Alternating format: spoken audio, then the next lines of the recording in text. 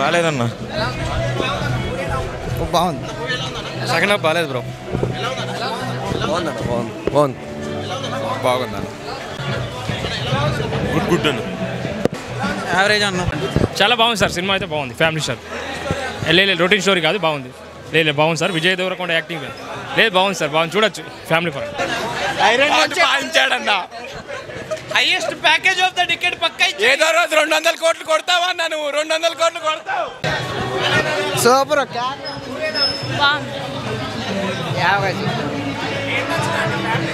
గీత గోవిందా లైగరే బాగుందన్న. దీని మీద లైగరే నచ్చిందన్న.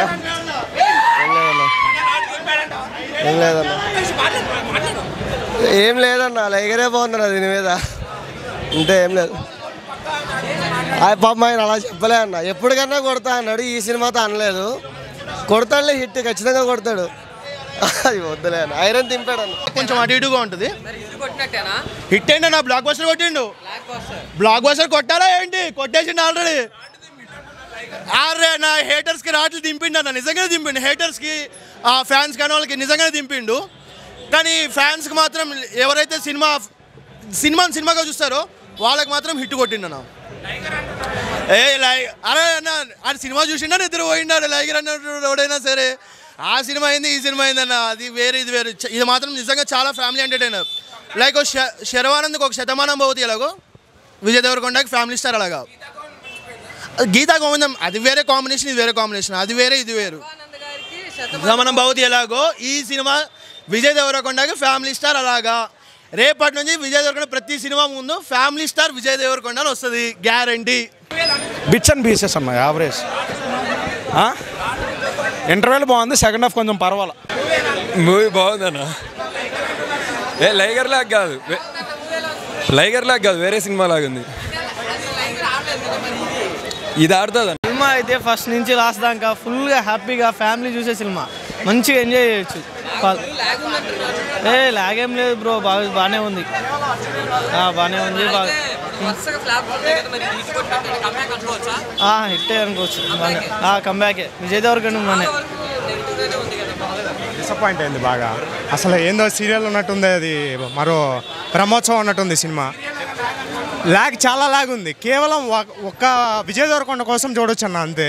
కాకపోతే అతను లైన్గా ఫ్లాప్లు అవుతున్నాయి. అంటే అతనేమో ఫుల్ ఎఫర్ట్ పెడుతున్నాడు, బట్ స్టోరీస్ ఏమో సెలెక్ట్ చేయడం బాగాలేదు.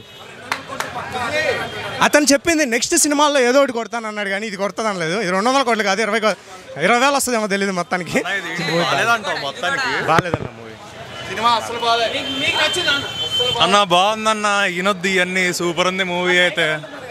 లైగర్ లేదు, ఏగర్ లేదు. ఈ మూవీతో కొడతాడు చూడండి. నేనైతే విజయ్ దేవరకొండ ఫ్యాన్ అయితే కాదు. మూవీ బాగుంది, వచ్చి చూడండి. పెట్టిన టికెట్ మనీకి అయితే వర్త్ నన్ను అడిగితే. ఆ పాత మూవీస్ మీద పోల్చుకుంటే ఇది చాలా బెటర్.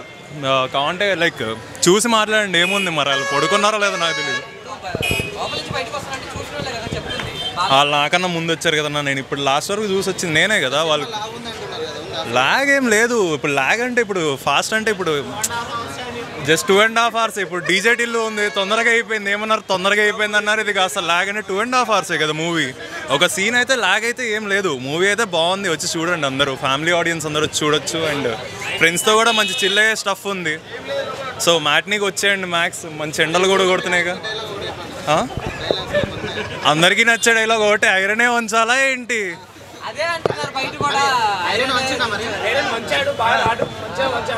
అదే చెప్తున్నా. ఇప్పటి వరకు లైనప్ లో మంచి రాడ్లు అన్నీ ఉన్నాయి. ఆ రాడ్లను ఉంచేసాడు, హిట్ కొట్టాడండి. హిట్ అనే చెప్పాలా ఏంటి?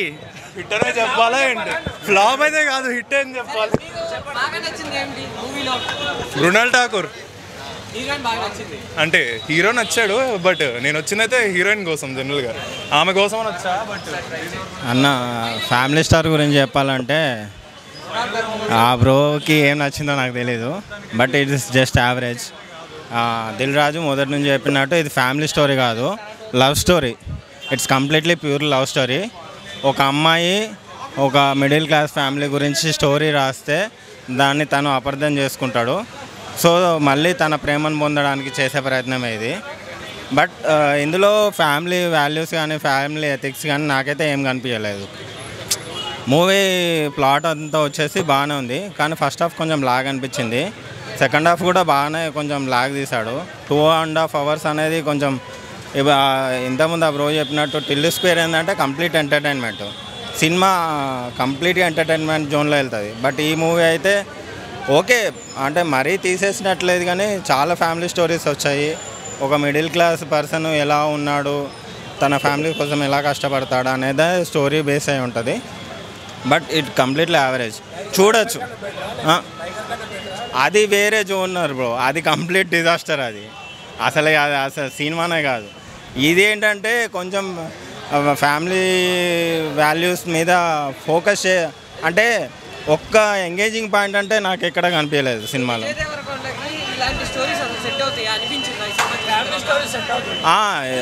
ఇక్కడ ఒక పాయింట్ చెప్పాలి బ్రదర్, గీతా గోవిందం తోటి కంపారిజన్ చేశారు. గీతా గోవిందం కంటే బెటర్గా ఉంటుంది అంటే, గీతా గోవిందం నేను యాక్చువల్గా థియేటర్లో చూడలేదు టు బి ఫ్రాంక్, కానీ టీవీలో వచ్చాక చూశాను. నాకు చాలా బాగా నచ్చింది. కానీ డైరెక్టర్ కానీ ప్రొడ్యూసర్ కానీ విజయ్ దేవరకొండ కానీ ఏం చెప్పారంటే దానికన్నా చాలా బెటర్గా ఉంటుందని అన్నారు.